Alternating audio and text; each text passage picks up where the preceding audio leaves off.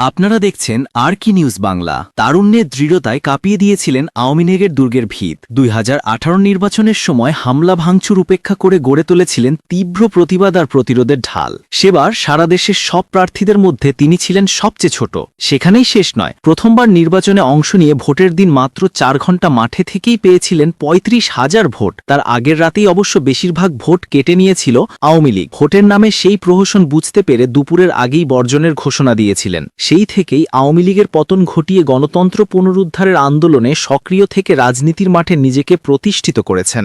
শেরপুর 1 আসনে এবারও সেই ডাক্তার সানসিলা জেব্রিন প্রিয়াঙ্কার উপর ভরসা রেখেছে বিএনপি। সারা দেশে তিনি ধানের শীষের সবচেয়ে কম বয়সী প্রার্থী। শেরপুর জেলা বিএনপির সাবেক আহ্বায়ক হজরত আলীর মেয়ে তিনি। 2018 সালে হজরত আলীকে জেলখানায় বন্দী করে রেখেছিল আওয়ামী লীগ। সেই কারণে ওই নির্বাচনে তরুণ মুখ প্রিয়াঙ্কাকে মনোনয়ন দিয়েছিল বিএনপি। প্রথমবার নির্বাচনে নেমেই শেরপুরে আওয়ামী লীগের দুর্গের ভিত কাঁপিয়ে দেন, যদিও রাতের অন্ধকারে ব্যালট বাক্স ভরে রেখে তাকে পরাজিত করা হয়। দ্বিতীয়বারের মতো বিএনপির এই নেত্রীর মনোনয়ন পাওয়ার খবরে এরই মধ্যে উৎসব আমেজ বইছে শেরপুর 1 আসনে। রাজনীতির মাঠে নিজের যোগ্যতা প্রমাণ করার প্রিয়াঙ্কার বিজয় এবার নিশ্চিত বলে সেখানকার মানুষ মনে করছে।